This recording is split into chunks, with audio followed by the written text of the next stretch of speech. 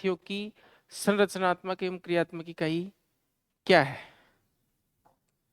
Structural and functional unit of mammary glands. Manoj Chaudhary, Guraj Singh. बिल्कुल alveoli या कुपिका। कुपिका स्तन ग्रंथियों की संरचनात्मक और क्रियात्मक इकाई है। अगला बताएंगे आप, ऊंटनी में कितने जोड़ी स्तन ग्रंथियां होती हैं? ऊंटनी में, यानी जिसको सैंड कहते हैं या मैया कहते हैं, उसमें कितने जोड़ी स्तन ग्रंथियां होती है? बिल्कुल 2 जोड़ी स्तन ग्रंथियां होती है। ठीक है। और घोड़ी में कितने जोड़ी स्तन ग्रंथियां होती है? घोड़ी में कितने जोड़ी स्तन ग्रंथियां होती है? बिल्कुल ठीक है, आप लोग अभी तक सब सही सही कर रहे हैं। तो अगला क्वेश्चन आपसे रहेगा, बताएं ब्रेक डाउन ऑफ अडर किस लिगामेंट के टूटने से होता है? ब्रेक डाउन ऑफ अडर, यानी कई बार चोट लगने के कारण अडर इस तरह से हो जाता है, लटक जाता है। बिल्कुल मीडियन सस्पेंसरी लिगामेंट, बिल्कुल मीडियन सस्पेंसरी लिगामेंट के कारण होता है और उसके टूटने से ब्रेक डाउन ऑफ अडर होता है। तो अगला क्वेश्चन आपसे रहेगा, बताएं स्तन ग्रंथियों की उत्पत्ति किस भ्रूणीय स्तर से होती है? किस भ्रूणीय स्तर से मेमोरी ग्लैंड्स की उत्पत्ति हुई है? बिल्कुल रवि स्वामी, नरेंद्र कौशिक, एक्टोडर्म सही है। अनिल अनिल माधोगढ़ गलत है भाई, एक्टोडर्म से होती है। क्लियर कट एक्टोडर्म से इसलिए क्योंकि स्तन ग्रंथियां रूपांतरित श्वेत ग्रंथियां हैं। रूपांतरित श्वेत ग्रंथियां पसीनों की ग्रंथियों के रूपांतरण में से बनी है। तो स्राव के आधार पर स्तन ग्रंथियां किस प्रकार की है? बताएं, एपोक्राइन है या मीरोक्राइन है या होलोक्राइन है? आंसर देना है आपको। स्राव के आधार पर एपोक्राइन है, मीरोक्राइन है या होलोक्राइन है? बिल्कुल एपोक्राइन होती है, एपोक्राइन। गुड।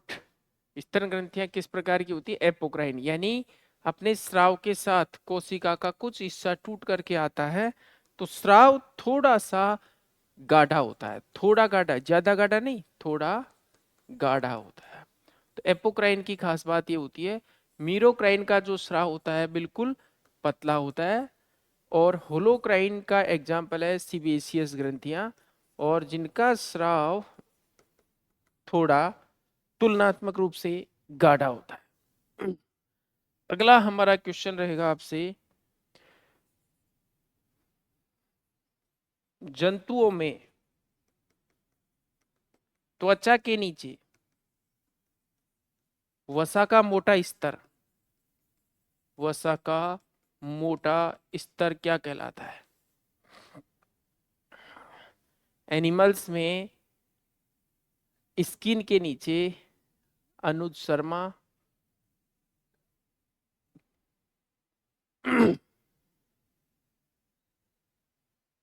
हाँ, टिश्यू के रूप में आप एडिपोज टिश्यू कह दो। अभी तो किसी का आंसर सही आया नहीं। पेनिकुलस एडिपोसस, एडिपोज टिश्यू तो हम बोल सकते हैं, इसको आप पेनिकुलस एडिपोसस, पेनिकुलस एडिपोसस। देखो एडिपोज टिश्यू तो कहते ही हैं हम। बिल्कुल रामविलास गुर्जर का सही आंसर आया है। अगला क्वेश्चन आपसे रहेगा, कौन सी कौन सी मसल होती है जो बाल से जुड़ी हुई होती है और बाल को खड़ा करती है? कौन सी पेशी, कौन सी मसल बाल को इरेक्ट करने में, या पिलो इरेक्शन बोलते हैं जिसको, पाइलो इरेक्शन, पाइलो इरेक्शन में हेल्प करती है, बालों को खड़ा करने में, या जो गूज फ्लैश वाली कंडीशन होती है, एड्रेनलिन हार्मोन के प्रभाव से जो गूज फ्लैश वाली स्थिति होती है वो उत्पन्न करने की कोशिश करती है। तो आप लोगों ने आंसर नहीं दिया अभी। बालों को खड़ा करने वाली पेशी होती है इरेक्टर पिलाई मसल। इरेक्टर पिलाई मसल, ये इरेक्टर पिलाई मसल बालों को खड़ा करने की कोशिश करती है। ठीक है। और इसको जब किसी जानवर के सारे बाल एक साथ खड़े हो जाते हैं तो उस कंडीशन को बोलते हैं गूज फ्लैश। एड्रेनलिन हार्मोन के प्रभाव से होता है। ये सर्दी से भी हो सकता है, ये डर से भी हो सकता है, इसमें वेजो कॉन्स्ट्रिक्शन होता है, और ये इरेक्टर पिलाई मसल इसको बाल को खड़ा कर देती है। पसीने में जल की मात्रा बताएं। पसीना या स्वेट होता है, उसमें वाटर कंटेंट बताएंगे आप। पसीने में जल की मात्रा, रामजीत गुजर।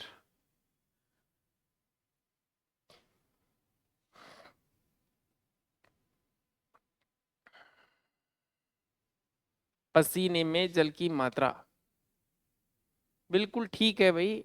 98-99% पानी होता है पसीने में। ठीक है। अगला क्वेश्चन, दूध में जल की मात्रा बताएंगे। और दूध भी किसका? गाय के दूध में। गाय के दूध में जल की मात्रा बताएंगे। On an average, Naresh Gayri.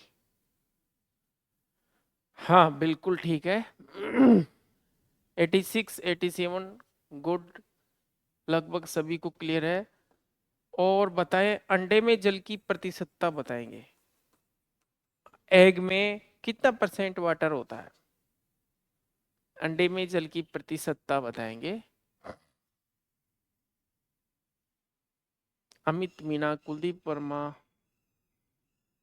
हाँ, जितना शरीर में, राजकुमार सैनी करेक्ट आंसर, जितना 66-67, यानी अंडे में और मानव शरीर में या जानवर के शरीर में 2/3 यानी 66.67 2/3 वाटर होता है। गुड। अगला क्वेश्चन, एस्थीसियोलॉजी किसका अध्ययन है? एस्थीसियोलॉजी।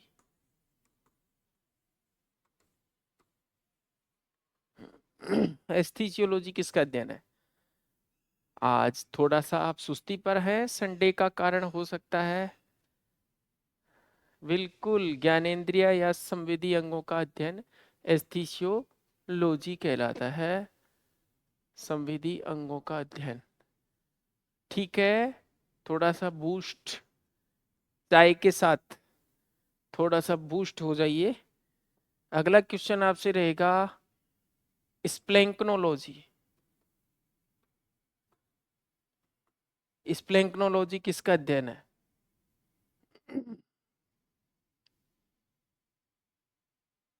स्प्लैंक्नोलॉजी किसका अध्ययन है? बिल्कुल, अजय राजपूत, विसरल अंगों का, आंतरिक विसरल अंगों का अध्ययन होता है। गुड। ये 2-3 अध्ययन काम के हैं, स्प्लैंक्नोलॉजी और एस्थीसियोलॉजी। और सिंडेस्मोलॉजी बताएंगे। सिंडेस्मोलॉजी किसका अध्ययन है? निशा, प्रियंका, विमलेश, मनोज चौधरी, ओमाकांत। बिल्कुल बनवारी लाल। ठीक है, इस पर बहुत सारे आंसर फास्ट आए, इसका मतलब आप थोड़े से फंस रहे थे। बड़ा सिंपल मामला है, इतना टफ नहीं है। बताइए, लाइसोसोम पर, लाइसोसोम होता है, लाइसोसोम झिल्ली रहित इकाई झिल्ली, दोहरी झिल्ली। ऑप्शन आपके सामने है, झिल्ली रहित, इकाई झिल्ली, दोहरी झिल्ली, लाइसोसोम। बताएं। Lysosome cell organelle covered with good unit membrane. और थोड़ा सा बूस्टअप हुई है। संडे, बिल्कुल अब आने लग गए आंसर। अगला क्वेश्चन आपसे रहेगा, बताएं भाई, लीवर के अध्ययन को क्या कहते हैं? यकृत के अध्ययन को क्या कहते हैं?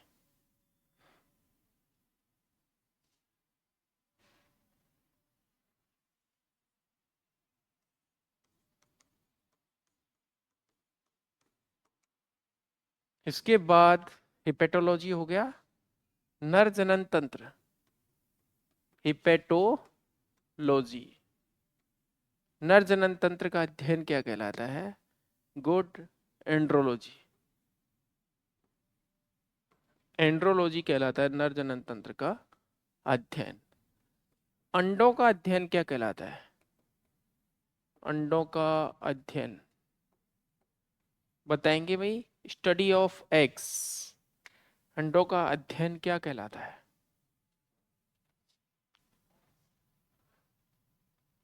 सर हमने तो ऑर्थोलॉजी, आंखों का नहीं भाई, अंडों का पूछ रहे हैं। हरभजन, ओमोलॉजी। रवि स्वामी ने तो खोजकर्ता भी बन गया, ऊलॉजी होता है, ऊलॉजी। हाँ, ओमोलॉजी नहीं, फंसने से निकालने के लिए हम बैठे हैं भाई, है ना। अंडों का अध्ययन कहलाता है ऊलॉजी। और पशु व्यवहार का अध्ययन, पशु व्यवहार, पशु व्यवहार का अध्ययन क्या कहलाता है? बिल्कुल राजकुमार सैनी, इथोलॉजी कहलाता है, इथोलॉजी कहलाता है। ये इकोलॉजी नहीं भाई, इथोलॉजी। ये एस्थीसियोलॉजी कौन कर रहा है? अब जाकर के पुराना आंसर आया है क्या उसका? हाँ भाई। अगला क्वेश्चन आपसे है, हिस्टोलॉजी शब्द किसने दिया? हिस्टोलॉजी शब्द किसने दिया? वर्ड हिस्टोलॉजी औत्की यानी ऊतकों का अध्ययन हिस्टोलॉजी कहलाता है। और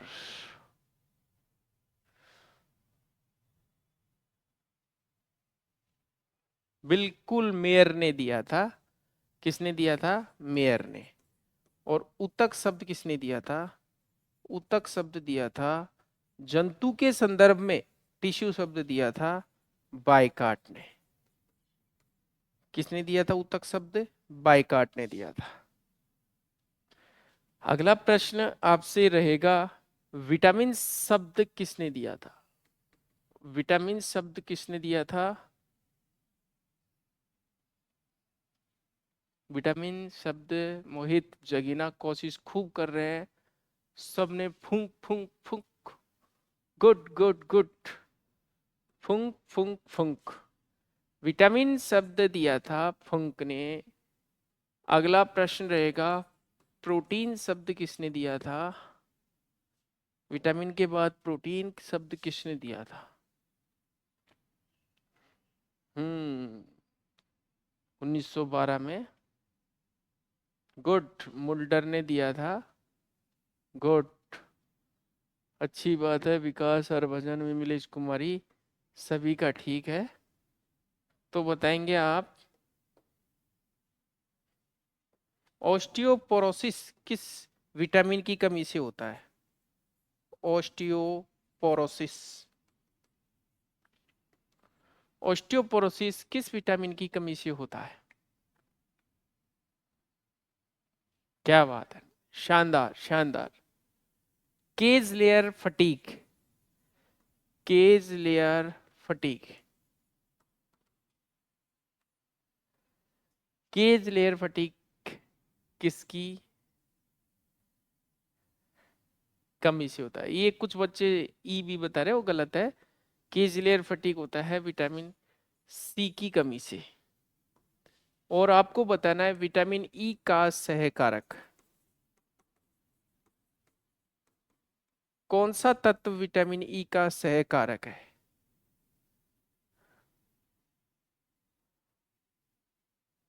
बिल्कुल सभी का ठीक है, सेलेनियम। Good good, selenium. और बताइए, parrot beak condition, parrot beak condition किस मिनरल की कमी से होती है? गुड, सभी का ठीक है, मैग्नीज। और सुअर में पैराकिरेटोसिस, सुअर में पैराकिरेटोसिस ये किस मिनरल की कमी से होता है? नाइस, बहुत अच्छी बात है। अगला बताएंगे आप, प्लाज्मा झिल्ली में कितना परसेंट प्रोटीन होता है? प्लाज्मा झिल्ली, प्लाज्मा मेम्ब्रेन में कितना परसेंट प्रोटीन होता है? प्लाज्मा मेम्ब्रेन में कितना परसेंट प्रोटीन होता है?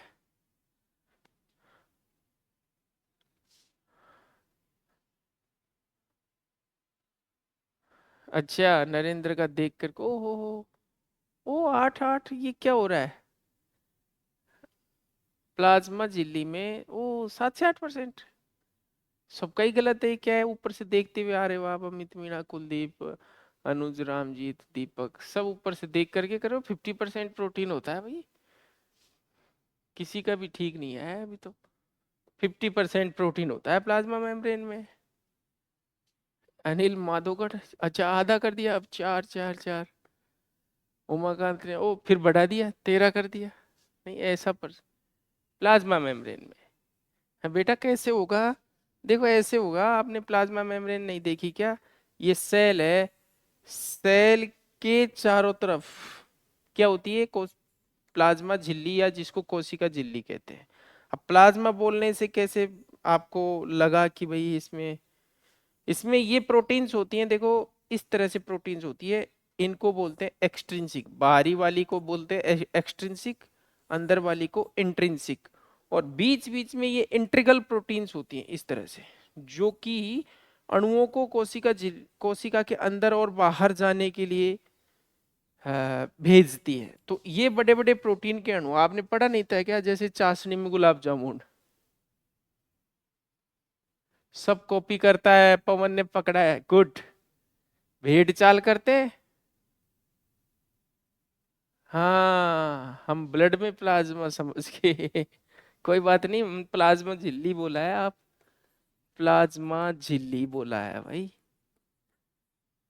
अच्छा यही बात है, गुड। तो आपको थोड़ा झटका लगा, और ये झटके से ही सुधरता है, इन्हीं से सुधरता है आदमी। अगला क्वेश्चन आपसे रहेगा, बताएं भाई, curled toe paralysis, curled toe paralysis. देखिए हम जो पूछ रहे हैं वो सब क्रीम पूछ रहे, क्रीम।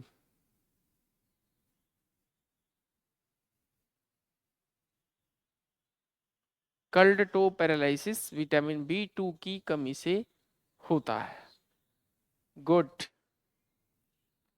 अगला क्वेश्चन, फादर ऑफ सर्जरी बताना है आपको, father of surgery, father of surgery, बिल्कुल सुश्रुत, गुड, सुश्रुत। अगला प्रश्न है, स्वर यंत्र में कौन सी सबसे बड़ी, स्वर यंत्र में कौन सी सबसे बड़ी उपास्थि होती है? स्वर यंत्र की सबसे बड़ी उपास्थि बतानी है आपको। बिल्कुल विकास ने, बिल्कुल थायराइड, गुड। जीभ के आधार भाग में कौन सी हड्डी पाई जाती है? जीभ के आधार भाग में कौन सी अस्थि पाई जाती है? कौन सी अस्थि जीभ के, बिल्कुल ठीक है, हायोइड बोन, हायोइड बोन होती है भाई। सभी का ठीक है, विमलेश कुमारी, गुड। अगला बताएंगे आप, आनुवांशिकी की भौतिक इकाई, आनुवांशिकी यानी जेनेटिक्स की भौतिक इकाई कौन सी है? आनुवांशिकी की भौतिक इकाई, गुड, जीन। आनुवांशिकी का वाहक क्या है? देखो इस तरह के जो प्रश्न है ये आपसे जनरल साइंस की तरफ से उधर पूछे जाएंगे, और अपना टारगेट जो है, एक तो सब्जेक्ट है ही 100 वाला, और जो जनरल साइंस की आपकी किस्मत से 10 से 12 क्वेश्चन लगते हैं या 7 से 8 लगते हैं, तो अपना 113 का जो है, यहाँ आप मेरे से पढ़ रहे हो उसमें 113 का टारगेट है। बिल्कुल। तो वाहक है गुणसूत्र, गुणसूत्र। अगला क्वेश्चन, छोटे बछड़ों में कौन सा फ्रैक्चर होता है? बछड़ों में कौन सा फ्रैक्चर होता है? Which type of fracture seen in calves or young ones? Good, green stick fracture देखने को मिलता है। बहुत अच्छी बात है। अगला क्वेश्चन आपसे रहेगा, NDRI ये कहाँ स्थित है? National dairy research institute. National dairy research institute कहाँ स्थित है? बिल्कुल, करनाल। करनाल हरियाणा में स्थित है। और नेक्स्ट क्वेश्चन आपसे रहेगा, रिकेटिक रोजरी, रिकेटिक रोजरी मीन्स किस डेफिशिएंसी से होती है, ये आप बताएंगे। बिल्कुल, कैल्शियम की डेफिशिएंसी से होता है। और विटामिन ए का प्रिकर्सर आप बताएं। विटामिन ए का पूर्ववर्ती पदार्थ, बिल्कुल, कोस्टोकॉन्ड्रल जॉइंट। तो विटामिन ए का पूर्ववर्ती पदार्थ,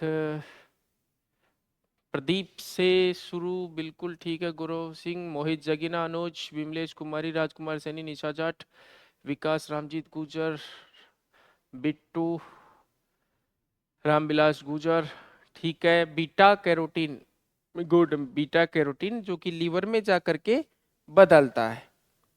बताए, कोले कैल्सीफेरॉल किस विटामिन का नाम है? कोले कैल्सीफेरॉल किस विटामिन का नाम कोले कैल्सीफेरॉल है? बिल्कुल, डी में D3 अगर आप बताते तो बेहतर होता। देखिए D3, डी, वैसे हम ये कह सकते हैं कि D3 मैक्सिमम होता है, और विटामिन डी का प्रतिनिधित्व D3 ही करता है। अच्छी बात है। अगला, हाँ, अगला क्वेश्चन, एंटी हिमोरेजिक विटामिन कौन सा है? एंटी हिमोरेजिक विटामिन कौन सा है? बिल्कुल, एक ने जे ही डाल दिया के की जगह, गुड, टाइप हो जाता है। अगला प्रश्न आपसे रहेगा, बताएं, mulberry heart disease, mulberry heart disease किस तत्व की कमी से होता है? बिल्कुल, तत्व पूछा तो सेलेनियम, और तत्व नहीं दे करके अगर विटामिन दे तो वैसे विटामिन ई ठीक है, लेकिन सेलेनियम बेहतरीन आंसर है इसका। अगला, थंप डिजीज किसकी कमी से होती है? थंप रोग, थंप रोग किस तत्व की कमी से होता है? बिल्कुल, निशा जाट, गोकुल, ठीक है, सभी का आंसर आ गया। आयरन की कमी से थंप डिजीज होती है। बिल्कुल बिल्कुल। अगला है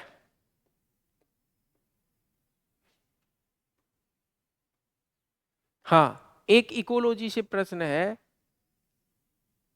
कि बताए ओजोन किसका अपर रूप है। क्योंकि ओजोन परत आती है पूरे उसमें, ओजोन से संबंधित क्वेश्चन पूछने का चांसेस रहता है। Greenhouse effect, Praveen Kumar, बिल्कुल ऑक्सीजन का अपर रूप है ओजोन। संपूर्ण उदरगुहा को घेरे हुए एक झिल्ली होती है, एक सीरस झिल्ली होती है, उसको क्या कहते हैं। संपूर्ण उदरगुहा को घेरे हुए एक झिल्ली होती है, उसको क्या कहते हैं। बिल्कुल पेरिटोनियम कहते हैं। ये तो सभी का आंसर सही है। मुर्गी की किडनी, मुर्गी की किडनी कितनी लोब में बटी होती है। मुर्गी या मुर्गा किडनी कितनी पालियों में बटी होती है। प्रदीप, ठीक है भाई, सभी का सही आंसर है।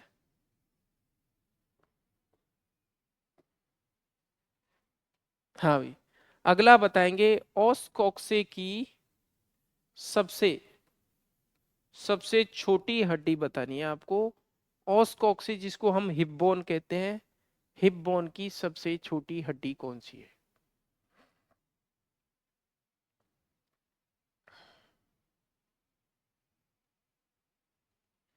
अगला बताओ। ठीक है, सभी ने बताया प्यूबिस, प्यूबिस। नेक्स्ट क्वेश्चन आप बताएंगे, ये जो बोन होती है इसको हम स्कैपुला कहते हैं, और ये है हिप बोन। हिप बोन में यहाँ पर एक प्रोसेस होता है, ठीक है, और शोल्डर बोन में भी एक प्रोसेस होता है। इसके बीच की दूरी पशु की लंबाई कहलाती है।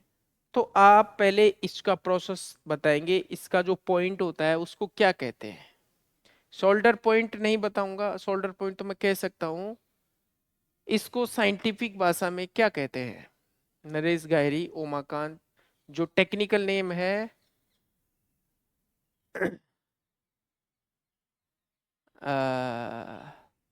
अनकॉन्सियस ट्यूबर स्केपुली, क्या बोलते हैं इसको, ट्यूबर स्केपुली। और ट्यूबर स्केपुली से इसको बोलते हैं ट्यूबर इस्चियाई, इस्चियाई। गुड, बेहतरीन कोशिश। ट्यूबर स्केपुली से ट्यूबर इस्चियाई के बीच की दूरी। और आपके सामने ये चित्र है, और इसमें आप बताएंगे,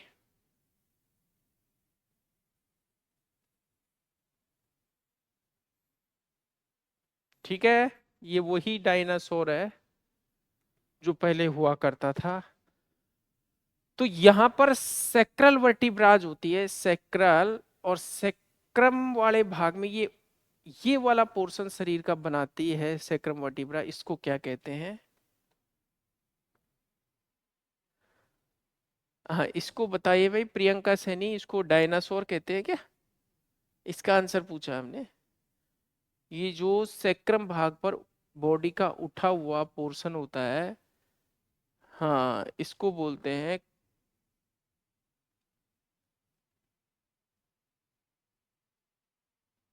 कुछ ही बच्चों का सही है, ज्यादातर का गलत है। एक तो पॉइंट ऑफ, इसको ये जो स्ट्रक्चर है इसको कहते हैं हम क्राउप, या इसका नाम है रंप। बाकी ज्यादातर का गलत है। ये वाला हिस्सा है, ये कहलाता है लोइन। अरे हमने मान लो कि डायग्राम बनाने में छोटा कर दिया है, डायनासोर बना दिया, लेकिन हमने वर्टिब्रा का नाम भी तो बोला है।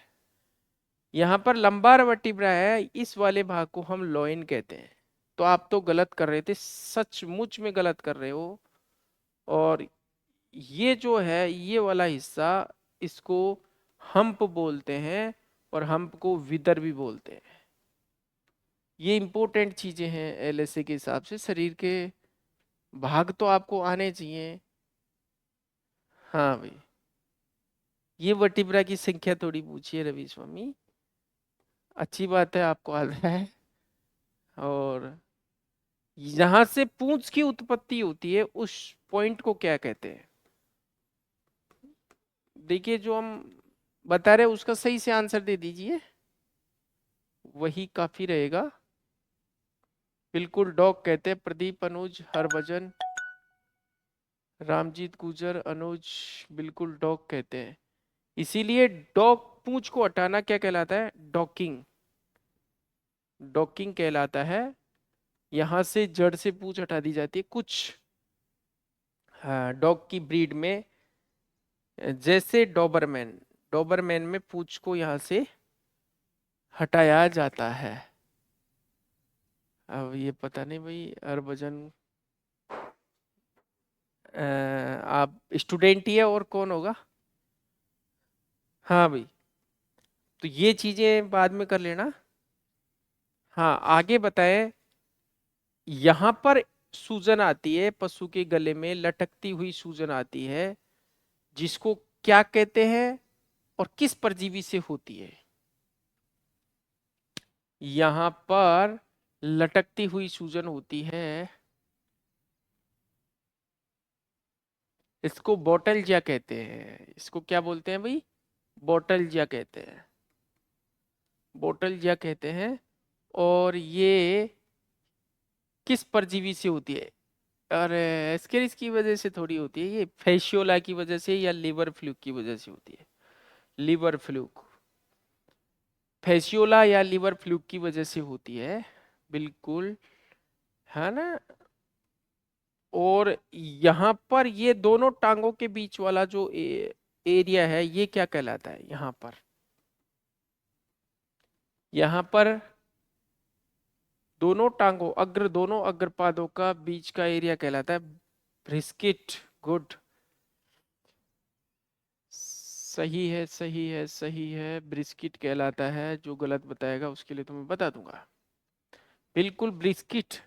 और इस ब्रिस्किट क्षेत्र में सूजन आती है, एक बीमारी होती है, आपको पता है ये इसोफेगस है। और जस्ट नीचे यहाँ पर रेटिकुलम, जिसको हम हार्डवेयर डिजीज या फिर फॉरेन बॉडी सिंड्रोम या ट्रोमेटिक रेटिकुलो। गुड। अब हम आपसे पूछेंगे, यहाँ ग्रासनाल बन गई, तो ग्रासनाल में जैसे कोई चीज फंस गई और उसके कारण जो आफरा आया, उस आफरे को किस कैटेगरी में रखेंगे हम? उस आफरे को क्या कहेंगे? ग्रासनाल में किसी वस्तु, खाद्य पदार्थ, चीज के फंस जाने से कौन सा आफरा आता है? अरे, सेकेंडरी ब्लॉट। एक बच्चा बोल रहा है कि फाल्स, तो वो फाल्स वाला जो है ना मामला, और चौक भी नहीं है आपका आंसर। हमने जो क्वेश्चन पूछा उसका आंसर है secondary bloat. Primary bloat is due to excessive fermentation, excessive production of gases due to excessive fermentation. ये तो होता है प्राइमरी ब्लॉट। और सेकेंडरी ब्लॉट रुकावट हो जाए, देखिए वो कोलिक होता है, ट्रू और फॉल्स, ठीक है, वो कोलिक में आता है। फाल्स कोलिक और ट्रू कोलिक, यानी अगर उदर गुहा के अंगों में अगर मान लीजिए डाइजेस्टिव सिस्टम से संबंधित भाग में दर्द है तो उसे ट्रू कोलिक कहेंगे। और मान लीजिए कि डाइजेस्टिव सिस्टम के अलावा अन्य किसी अंग में जैसे किडनी है अगर और कहीं पेन है, तो उसको हम फाल्स कोलिक कहते हैं। जैसे पथरी का दर्द है, फाल्स कोलिक, आपसे कोई सा भी पूछ सकता है। कोई मस्कुलर पेन है जो कि डाइजेस्टिव सिस्टम की मसल से रिलेटेड नहीं है, तो वो क्या है? फाल्स कोलिक है। अगला, ब्रूनर्स ग्लैंड कहाँ पाई जाती है?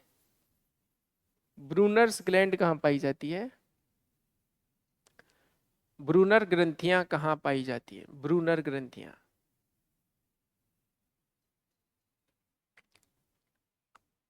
हाँ भाई, यहाँ पर तो आंसर आपका सही आ गया। और यहाँ पर एक त्रिकोणाकार भाग होता है, जिसको हम पैरालंबर फोसा कहते हैं, और बाई साइड में लेफ्ट पैरालंबर फोसा होता है। जब आफरे की कंडीशन होती है तो इसमें ट्रोकराइजेशन किया जाता है, ट्रोकार कैनुला को इसमें आरोपित किया जाता है, इसमें लगाया जाता है, तो उसको बोलते हैं ट्रोकराइजेशन। क्वेश्चन ये नहीं है, क्वेश्चन हमारा ये है कि बताइए लिबर कुन की दरारें कहाँ पाई जाती है। लिबर कुन की दरारें, लिबर कुन की दरारें, क्रिप्स ऑफ लिबर कुन, लिबर कुन की दरारें कहाँ पाई जाती है। बिल्कुल इंटेस्टाइन में पाई जाती है। हाँ ठीक है। अगला क्वेश्चन है, गोबलेट सेल्स क्या सिक्रेट करती है। कलश कोशिकाएं, कलश कोशिकाएं क्या सिक्रेट करती है। कलश कोशिकाएं क्या सिक्रेट करती है, बिल्कुल नरेंद्र कौशिक, हाँ बिट्टू, पी सैनी, गोकुल राजकुमार, मनोज यादव, निशा जाट, मोहित जगीनानू चौधरी, बिल्कुल ठीक है भाई। विमलेश कुमारी म्यूकस सीक्रेट करती है। अगला क्वेश्चन हमारा है, फ्लास्क सेप अल्सर, फ्लास्क सेप अल्सर किस बीमारी में देखने को मिलते हैं। फ्लास्क की आकृति के अल्सर किस बीमारी में देखने को मिलते हैं।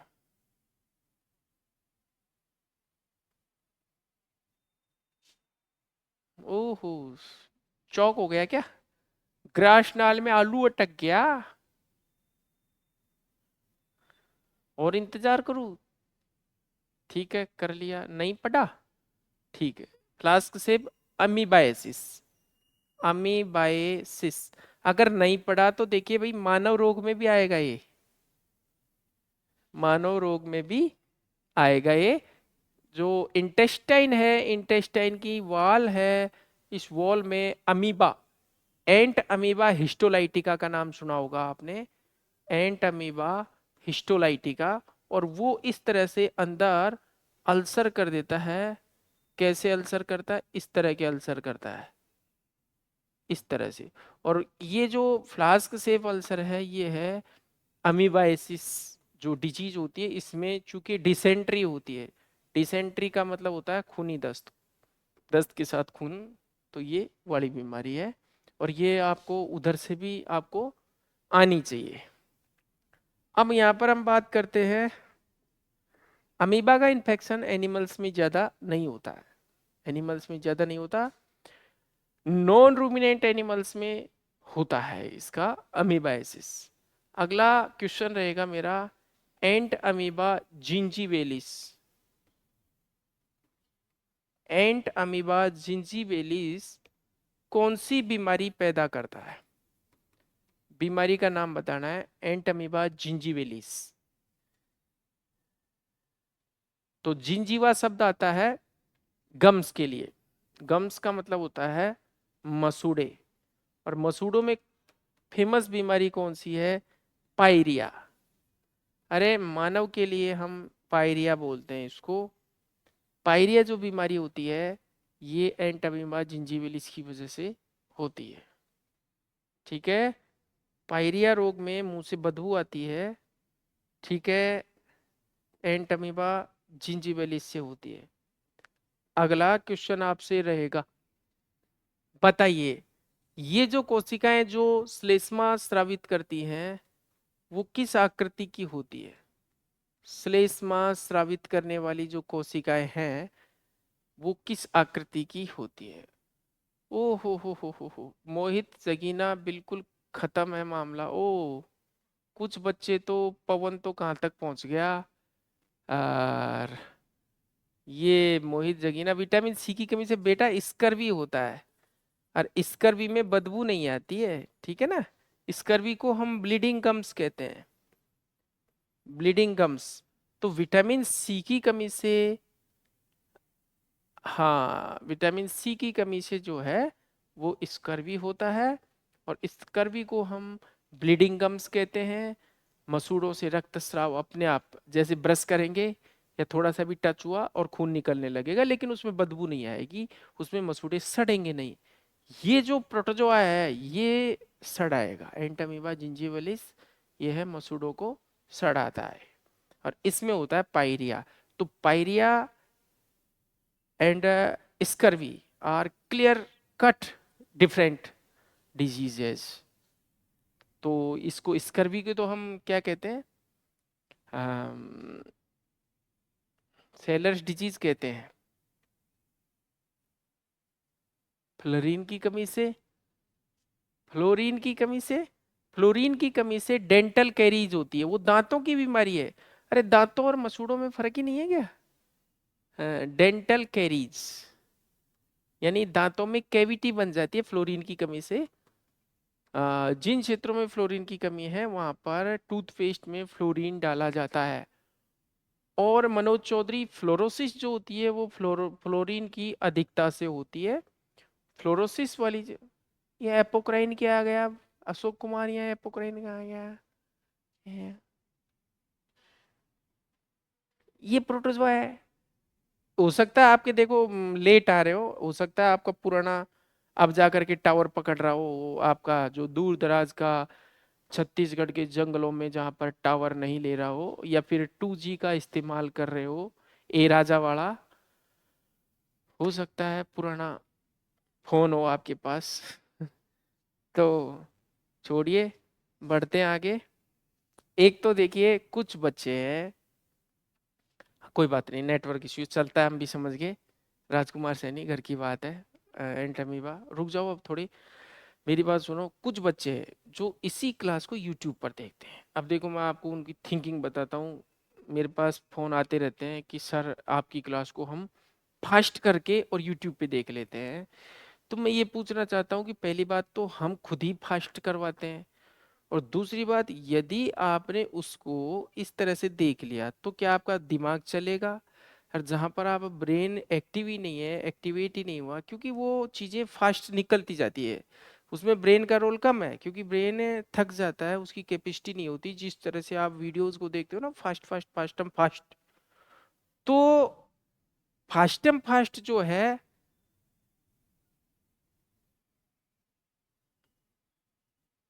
नरेंद्र कौशिक थोड़ा कंट्रोल रखा करो। मैंने बता दिया 113, ठीक है, 150, ठीक है। अब आप माइनस करो इसको, है ना? तो जो बोल रहे हैं उसको सुन लो आप, है ना? तो खत्म हो मामला। मैं कह रहा हूँ ना, ये अब हम बता क्या रहे हैं उसको सुन नहीं रहे आप, और कहीं और जा रहा है आपका ब्रेन। और की किडनी का शेप क्या क्लियर करूँ? अरे इसको क्या क्लियर करूँ? ये दाई किडनी है, ये दाई किडनी है, ये हार्ट शेप है। बेवकूफ बच्चों, मैं आपको ये कह रहा हूं कि जो बच्चे, हाँ, ये बाई किडनी है, बाई बीन शेप होती है, दाई हार्ट शेप होती है। सुन लो पहले, मैं बता रहा था जो बात, काफी इंटेलिजेंट बच्चा है एक, वो कल की बात है, तो मैंने उसको समझाने की कोशिश की। फास्ट देखता हूँ मैं सर, तो बेटा फास्ट तो पहले,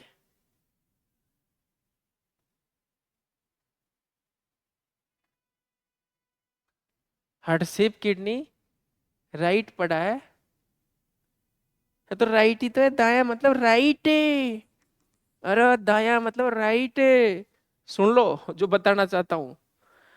तो काफी क्या है कि 2 बार वो फेल हो चुका, और शायद हो सकता है मेरी इसको देखे वो, हाँ, ये वो है खत्म। तो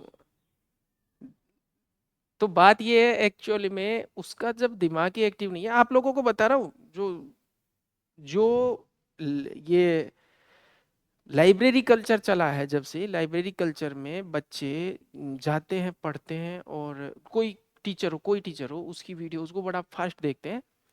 तो देखो, ये पहली बात तो ये आंखें देख रही हैं आपकी, ना कि ब्रेन एक्टिव है। और फिर दूसरी बात, ब्रेन की एक क्षमता होती है कि वो विचारों को, चीजों को बड़ी धीमी गति से लेना चाहता है, आप उसको जबरदस्ती पुश करके देते हो तो वहां पर ओवरलैपिंग हो जाती है। और ओवरलैपिंग में आप क्लियर कट जो आउटपुट निकलना है वहां पर शांतिपूर्वक अगला क्वेश्चन देगा, और क्वेश्चन जिस भाषा में आप पढ़ रहे हो, जिस टीचर की भाषा में आप पढ़ रहे हो, उस टीचर की भाषा में आपको बिल्कुल भी नहीं मिलेगा।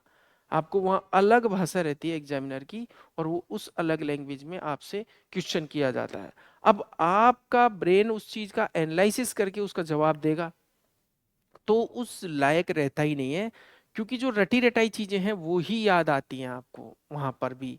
और रटी रटाई चीजें जो आपने याद करी, और हो सकता है उसकी लैंग्वेज थोड़ी सी हो, तो आपको एग्जाम देने में काफी डिस्कम्फर्ट या आप बड़ा असहज महसूस करोगे। दूसरी बात मैं ये बता रहा हूँ, जो फास्ट फास्ट ऐसे रिवीजन करते हैं उसकी जरूरत ही नहीं है। क्योंकि अगर आपने कभी जिंदगी में एक बार भी उस चीज को ढंग से सुना या पढ़ा होगा, तो आप भले उसमें बीच में कितना ही गैप दे लो, 5 साल तक बीच में बिल्कुल मत पढ़ो, उसके बाद भी आप आपके दिमाग में वो चीज आ जाएगी ऑप्शन देख करके, और आप उसको सोल्व कर दोगे सही से। जब आपने उसको एक बार भी ढंग से नहीं पढ़ा, एक बार भी ढंग से नहीं पढ़ा, तो वहां पर वो धुंधला धुंधला दिखेगा, और एक दूसरे में सेलेनियम मैग्नीज में दिखेगा, और मैग्नीज मैग्नीशियम में दिखेगा। ठीक है ना, तो इस तरह से होगा। तो कृपया करके जो समय बच रहा है उसमें भले आप थोड़ा कम पढ़ लेना, लेकिन ये शुगला काम मत करना। शुगला मतलब मिक्सअप, और मिक्सअप मतलब कंफ्यूजन। और फिर कहेंगे कि सर पेपर, अरे पेपर देने का ही तो है मैन, आपको एग्जाम, एग्जामिनर एग्जाम लेगा आपकी, पेपर आएगा आपके पास, तो वही तो सफलता है। अभी आप किसी बच्चे से, अड़ोसी पड़ोसी से क्वेश्चन पूछ करके बड़ा अच्छा फील कर लेते होंगे, वो क्वेश्चन पूछते होंगे, आप सबका जवाब दे देते होंगे।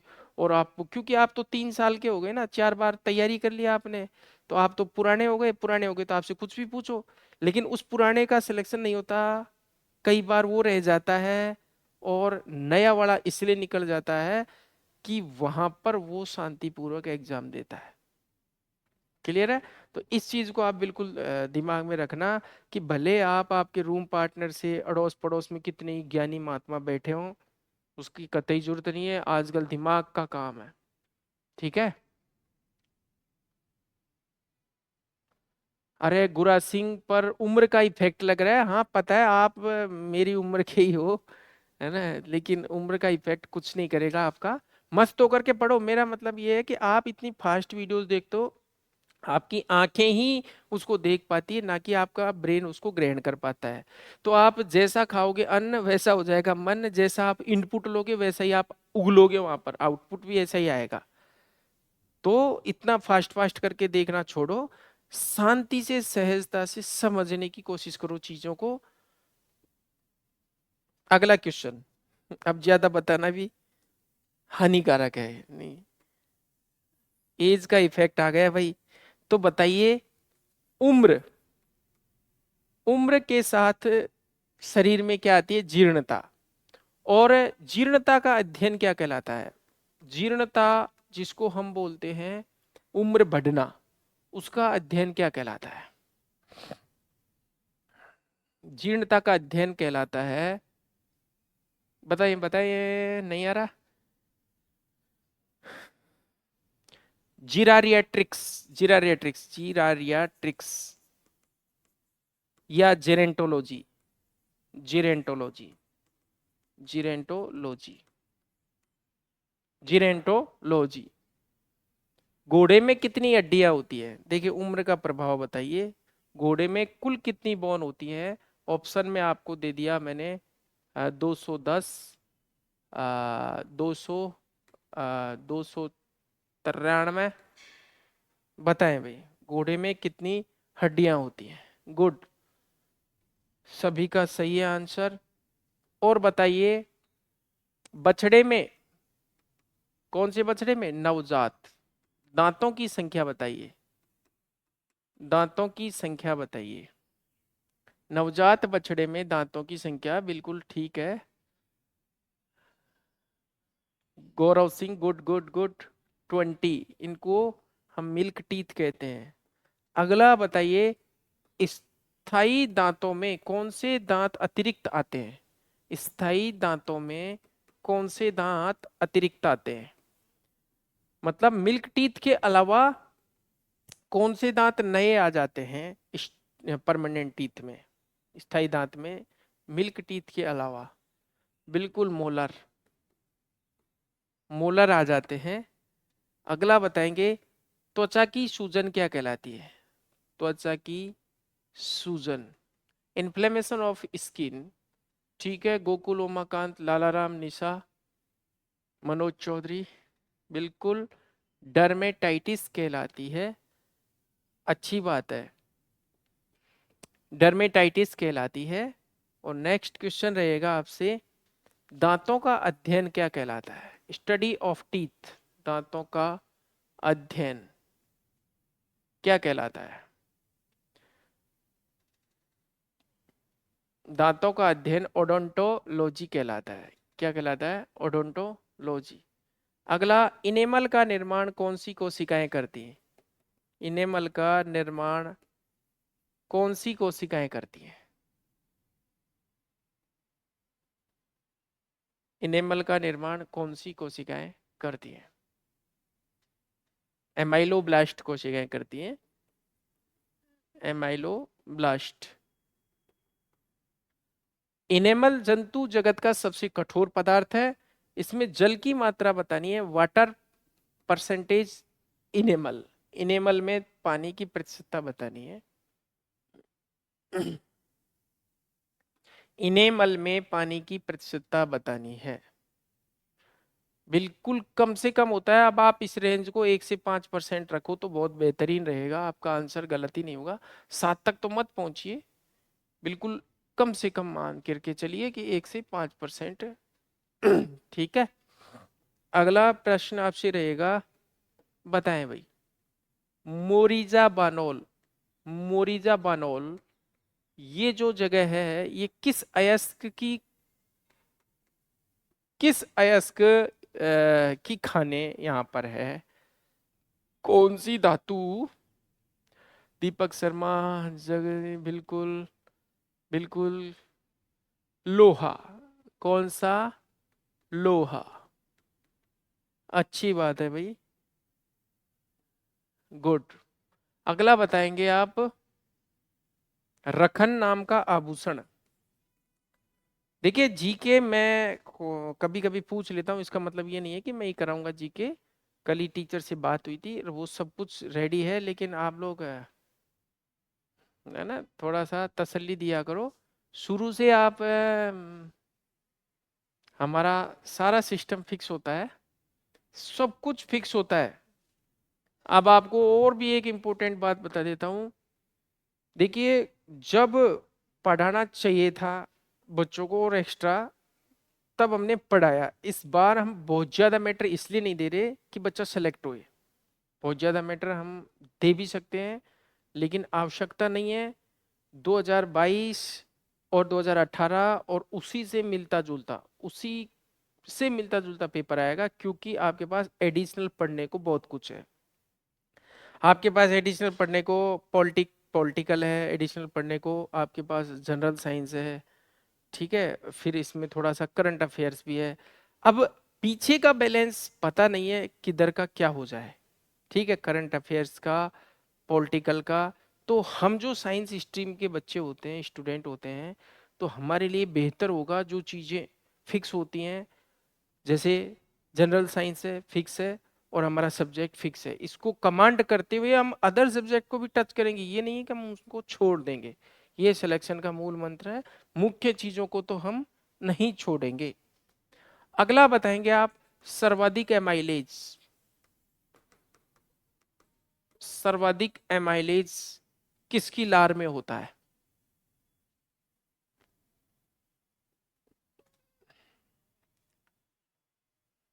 सुअर की लार में। किसकी लार में? बिल्कुल सुअर की लार में सर्वाधिक एमाइलेज होता है। और सर्वाधिक फ्रक्टोज शर्करा, सर्वाधिक फ्रक्टोज किसके सीमन में होती है? सर्वाधिक फ्रक्टोज शर्करा किसके सीमन में होती है? बिल्कुल बुल के सीमन में होती है।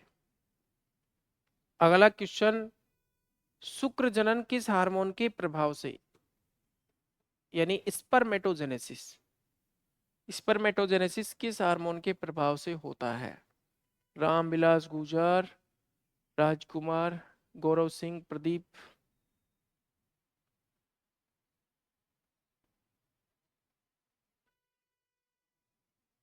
तो देखिए, अगर अगर पीयूष का जो एफएसएच है, ठीक है, ये सीक्रेट नहीं हो तो क्या स्पर्मेटोजेनेसिस होगा?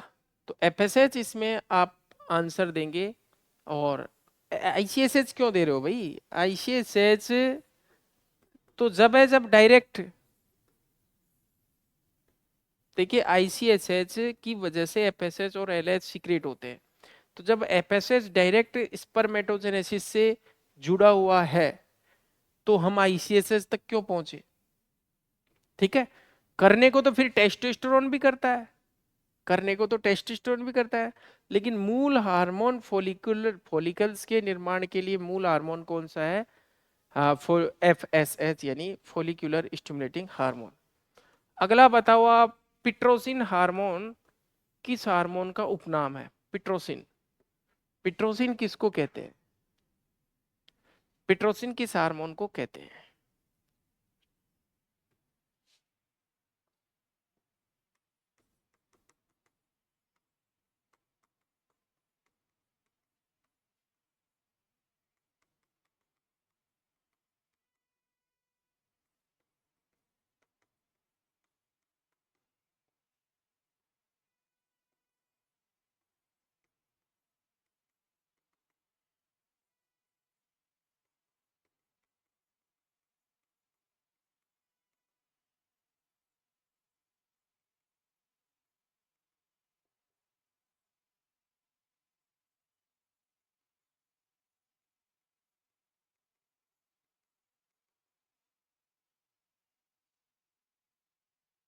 दिख गया आपको? दिख गया? उत्तर दिख गया?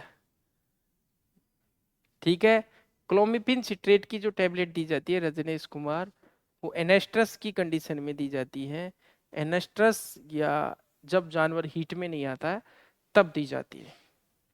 अगला बताएंगे आप, शुक्राणु का दोष, और शुक्राणु का दोष जिसमें इस तरह से शुक्राणु होता है, इस दोष को क्या कहते हैं?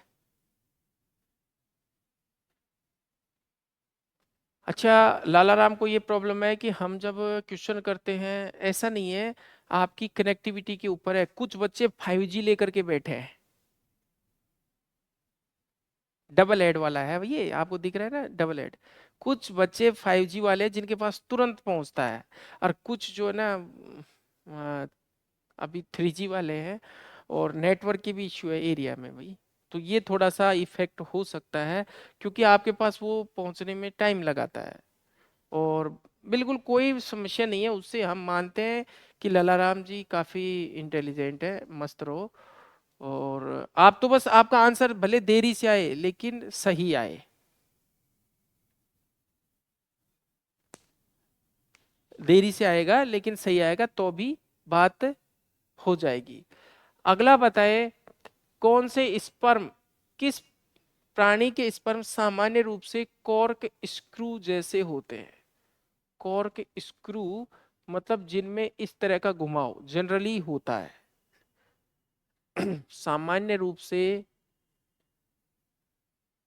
अनिल चौधरी का गलत, गौरव सिंह का गलत, और बाकी नीचे अब मुर्गा आ रहा है उत्तर। पिग तो भैया देखो, मैंने स्पर्म की बात करी है, शुक्राणु की। तो शुक्राणु मुर्गे का या पक्षियों का कॉर्क शेप होता है, जबकि जो सर्विक्स या पेनिस का अग्रभाग है, अब यहां पर इनको पेनिस में शुक्राणु में भी फर्क नहीं आता है।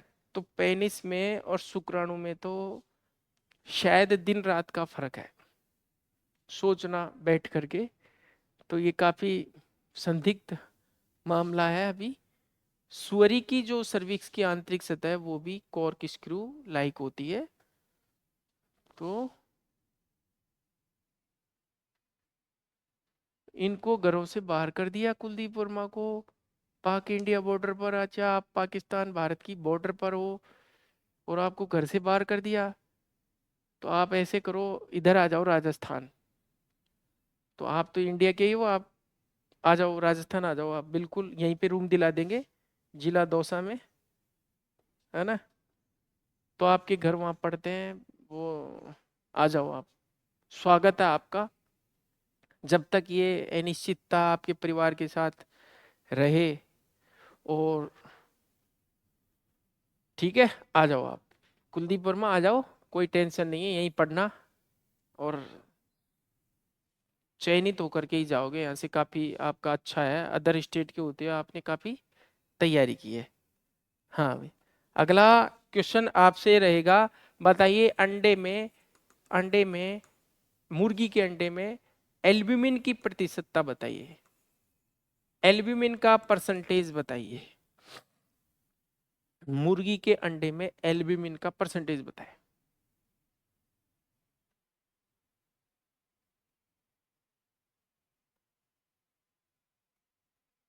बिल्कुल, ज्यादातर बच्चों का सही है। और देखिए, ये जो आप आंसर दे रहे हो उसमें आपको पता है कुछ बच्चे जो गलत कर देते, एक दो बच्चे जैसे सिंपल क्वेश्चन में गलत कर देते, इसका मतलब उनसे गलती वहां भी होगी, क्योंकि इंसान गलतियों का पुतला है। और ये गलतियां जैसे जैसे आप कम करोगे, गलती के चांस कम करोगे, वैसे ही आपका सिलेक्शन हो जाएगा। केस राज मीणा, तो एल्ब्यूमिन का बिल्कुल ठीक है, 58% है। और इन गलतियों को हटाइए। वो अंडे में प्रोटीन की मात्रा भी बता रहे थे बच्चे, वो प्रोटीन की मात्रा होती है भाई। तो अगला प्रश्न बताएं, मानव में मेरस्मस रोग, मेरस्मस रोग ये किसकी कमी से होता है? मेरस्मस रोग, मानव में मेरस्मस रोग किसकी कमी से होता है?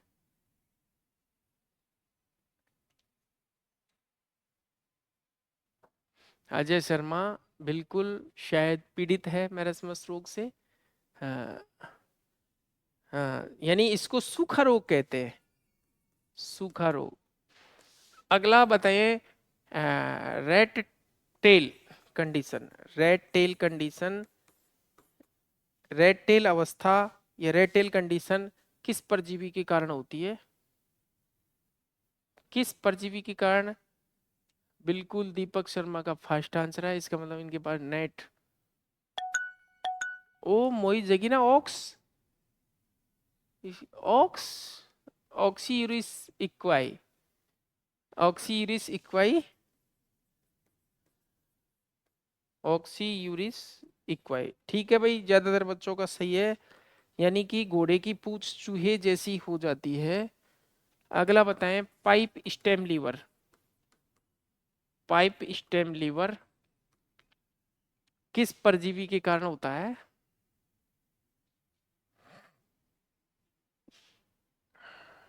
Pipe stem liver, good.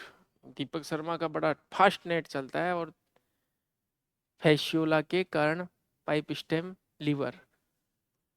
अगला, मिल्क स्पॉट या milky spot on liver, milky spot on liver यानी यकृत पर दूध या धब्बे किस परजीवी के कारण होता है?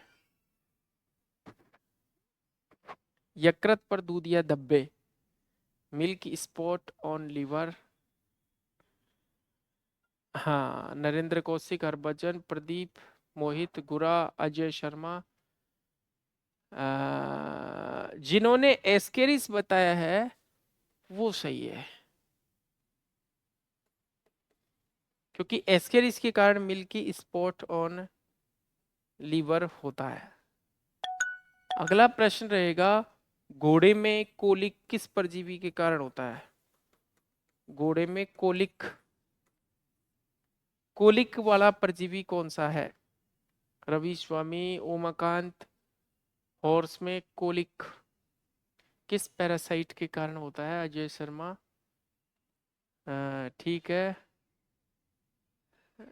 इमिटिस, ये कौन सा परजीवी आ गया भाई? वो तो डायरोफाइलेरिया इमिटिस स्ट्रेंगल। हैं? हाँ, स्ट्रोंगाइलिस वल्गेरिस। ठीक है विकास, स्ट्रोंगाइलिस वल्गेरिस, स्ट्रोंगाइलस वल्गेरिस। अगला क्वेश्चन बताएंगे आप, आई वर्म किसको कहते हैं? आई वर्म, किस परजीवी को आई वर्म कहते हैं? Eye worm of cattle, eye worm of cattle. गोवंश का आई वर्म किसको बोलते हैं? अजय शर्मा, ओ हो, Pradeep, Narendra, good good good good, Gajendra Singh, Pushpar, Deepak, Kuldeep, Vikas, Rajnesh, Rajkumar, Thelazia. बिल्कुल थैलेजिया को ही बोलते हैं। और किडनी वर्म किसको बोलते हैं?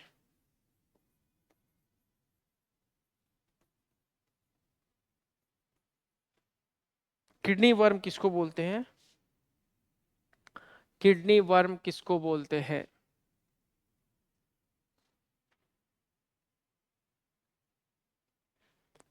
हाँ भाई, किडनी वर्म किसको बोलते हैं? विमलेश कुमारी, मनोज चौधरी, उमाकांत, गुरा सिंह।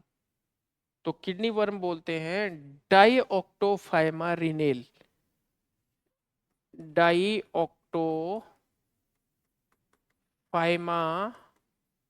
रिनेल,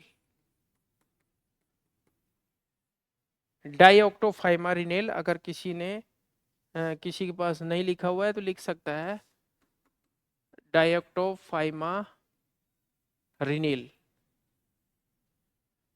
ये किडनी वर्म होता है। इसके बाद, किडनी वर्म के बाद हम बात करते हैं, एक हार्टवर्म ऑफ डॉग होता है, हार्टवर्म। इसका तो बता सकते हो, कई बच्चों ने पढ़ा होगा। हार्टवर्म किसको कहते हैं? अब याद आ गया, अनिल चौधरी बताए, हार्टवर्म किसको बोलते हैं? हाँ, डायरोफाइलेरिया इमिटिस, ये वाला था ये, डायरोफाइलेरिया इमिटिस, ये सही। बिल्कुल ठीक है भाई। Heartworm, kidney worm, heartworm, kidney worm, eye worm, heartworm, kidney worm, eye worm, heartworm, kidney worm, eye worm, ये तीन तो ध्यान रख लेना। थोड़ा सा टफ नाम है, जो जरूरी नहीं है याद करो, आप ऑप्शन पे तो लगा सकते हो। इतना ही सोच लेना कि ठीक है, ऑप्शन में अगर ऐसा रीनेल लिखा गया तो रीनल का मतलब किडनी, ये तो पहचान ही जाओगे आप। ये थोड़ा पहचानने में समस्या आएगी, इसको आप कैसे भी याद कर लेना। ठीक है, इसके बाद, हाँ भाई, अगला क्वेश्चन आपसे रहेगा, बताइए, शरीर पर जू का पराक्रमण क्या कहलाता है? जू का इन्फेस्टेशन, पराक्रमण का मतलब होता है infestation, infestation of Laue's on, बिल्कुल, पेडिकुलोसिस या लाउसिनेस कहते हैं, सभी का ठीक है, पेडिकुलोसिस या लाउसिनेस कहते हैं इसको, जू के पराक्रमण को। अगला, पिंपली गट, पिंपली गट, ये किस परजीवी से होती है? पिंपली गट कंडीशन किस परजीवी के कारण होती है? विच पैरासाइट कॉजेज पिंपली गट कंडीशन? है तो इम्पोर्टेंट, और आपको पैरासाइटोलॉजी में ये बताया भी था। हाँ, दीपक शर्मा ने बता दिया, इसोफेगोस्टोमम कोलुम्बियनम, इसोफेगोस्टोमम कोलुम्बियनम, इसोफेगोस्टोमम कोलुम्बियनम पिंपली गट करता है। अगला बताएंगे, बारबर्स पोलवर्म, बारबर्स पोलवर्म किसे कहते हैं? देखिए, मुश्किल से 20-30 पॉइंट है पैरासाइटोलॉजी के, जिनमें से ही क्वेश्चन घूमता रहता है। बारबर्स पोलवर्म किसे कहते हैं? बारबर्स पोलवर्म किसे कहते हैं?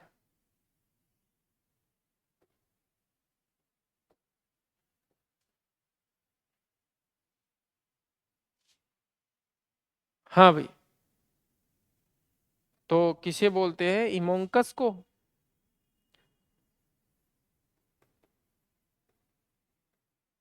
कौन टॉर्टस? अगला प्रश्न रहेगा आपसे, मुर्गी में स्वर यंत्र को क्या कहते हैं? मुर्गी में स्वर यंत्र, मुर्गी के लैरिंग्स को क्या कहते हैं? सिरिंग्स कहते हैं। क्या कहते हैं? सिरिंग्स कहते हैं, सिरिंग्स। मुर्गी के लैरिंग्स को सिरिंग्स कहते हैं। अगला बताएं, मुर्गी के ट्रेकिया में कितने वलय पाए जाते हैं?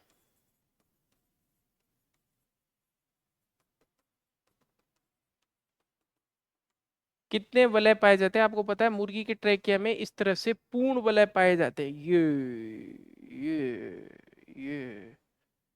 रोशनी, ओमाकांत, गजेंद्र कुमार पुष्पट, बिल्कुल ठीक है। 115। अगला क्वेश्चन आपसे रहेगा, बताएं भाई,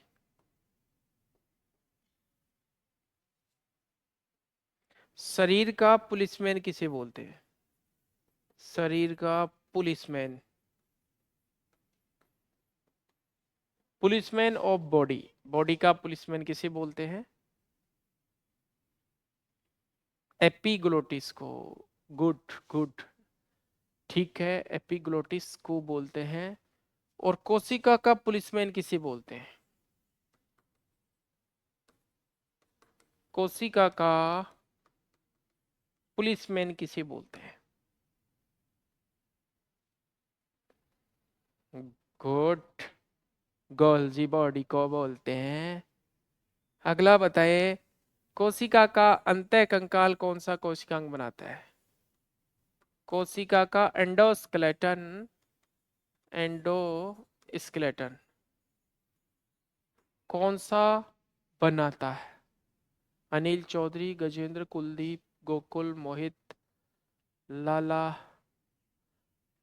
राम विलास, रामजीत, ओमाकांत, राजकुमार, ठीक है भाई, गुड, एंडोप्लाज्मिक रेटिकुलम को बोलते हैं।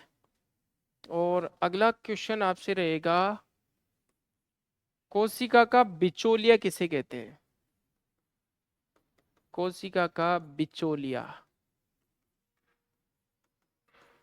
मिडिल मैन ऑफ सेल किसे कहते हैं? कोशिका का बिचौलिया, गोल्जी काय को बोलते हैं।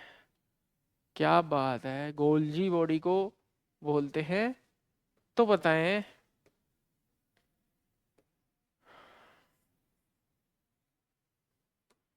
कोशिका का इंजन किसे बोलते हैं? कोशिका का इंजन किसे बोलते हैं?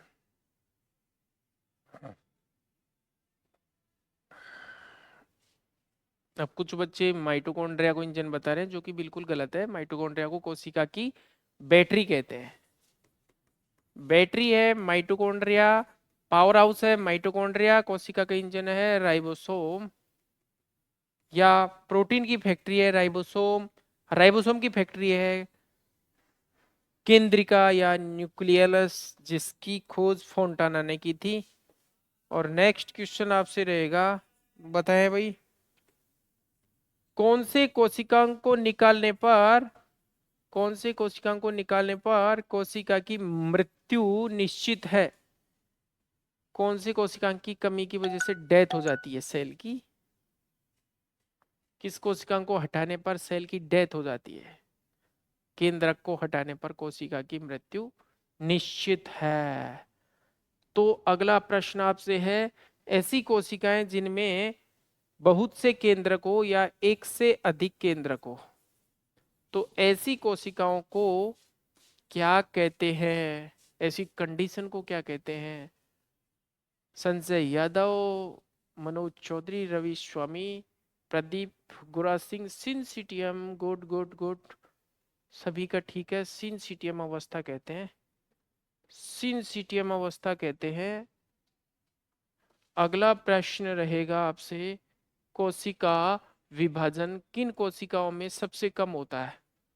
कोशिका विभाजन अनुपस्थित या नहीं पाया जाता। बताओ कौन सी कोशिकाओं में परिपक्व होने के बाद विभाजन की क्षमता नहीं पाई जाती है? बिल्कुल न्यूरॉन्स में, न्यूरॉन्स में, न्यूरॉन्स में। हाँ भाई। नेक्स्ट क्वेश्चन आपसे रहेगा, बताएं बाइपोलर, बाइपोलर न्यूरॉन्स पाए जाते हैं कहाँ कहाँ? बाइपोलर पाए जाते हैं, ए ऑप्शन में आपको दे दूं जीभ पर, बी ऑप्शन में नाक में, सी ऑप्शन में आंख में, और डी ऑप्शन में कोई नहीं, और ई ऑप्शन में उपरोक्त सभी। और बच्चे देखिए, हमने पहले ही सोच लिया कि आप अब जा करके कुछ बच्चों का सही आंसर है कि सर ई है ना? तो क्या है कि पहले ही डी दे दिया, मतलब कि इतना भी आगे मत जाओ कि अगले का क्वेश्चन पूरा होता है, उसका वेट तो करो आगे बढ़ने के चक्कर में, इतना तेज भी मत भागो। हाँ भाई। अगला क्वेश्चन ये है, फास्फोलाइपेज एंजाइम किस में पाया जाता है? फास्फोलाइपेज एंजाइम किस में पाया जाता है? फास्फोलाइपेज एंजाइम किस में पाया जाता है?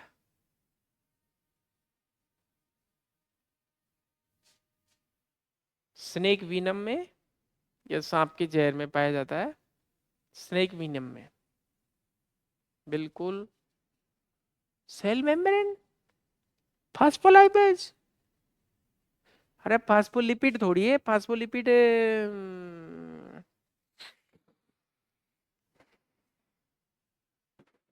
सांप के जहर में होता है। फास्फोलाइपेज वो फास्फोलिपिड होता है, वो फास्फोलिपिड।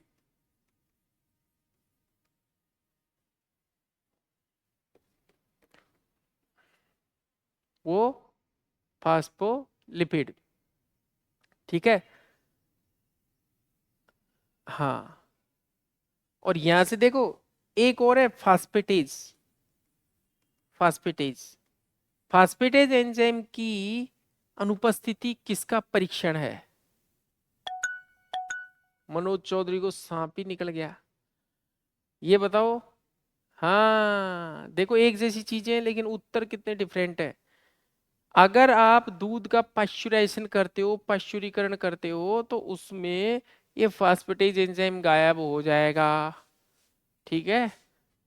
फास्फोलिपिड सेल मेम्ब्रेन में होता है, और फास्फोलाइपेज जो है ये सांप के जहर में होता है, स्नेक विनम में होता है। हाँ भाई। अब जिनको जाना है, कई तो भी देखो फ्रेश भी नहीं हुए होंगे, तो आपकी कंडीशन पर हमको दया है, और कईयों ने चाय के लिए ऐसे वैसे हो रहे होंगे, और कुछ तो भाग गए होंगे। गुरुजी बाद में यूट्यूब पे देख लेंगे बाकी। तो परेशान मत होइए, अब हम आपको छोड़ते हैं, 1 घंटे से ज़्यादा हो गया है ना, तो अपनी आत्मा को और मन को शांति दीजिए। अब आप बताइए, कोई समस्या है क्या? रवि स्वामी, लाला राम, पवन, कुलदीप, मनोज, कोई समस्या है? साइंस और ये मिक्स करवाऊंगा, और साइंस के मैं बाकी इजी से इजी टॉपिक्स है ना, वो उनके नोट्स दूंगा। हाँ, कल की साइंस की क्लास नहीं हुई है। साइंस की क्लास मैं जंतुओं में आर्थिक महत्व, जंतुओं का आर्थिक महत्व करवा चुका। अब मैं पादपों के आर्थिक महत्व के अच्छे वाले नोट्स तैयार कर रहा हूँ। ठीक है। और साइंस और सब्जेक्ट पैरेलल रहेगा, और जो 1-2 क्लास मुझे उनकी लगवानी है, अ, हाँ मेरे हिसाब से जो सही है वही कर रहा हूँ। और लाला राम जी, क्या है कि बच्चों के तसल्ली नहीं है, और तसल्ली जिसके नहीं है, अब देखो भारत को कितनी तसल्ली है, आप सोचो तो सही, अपना देश है, चाहे तो कभी के अटैक कर चुके होते। तो पैसेंस से सब काम होता है, जो पैसेंस से सोच समझ करके बुद्धि से काम करता है, वो नुकसान नहीं उठाता।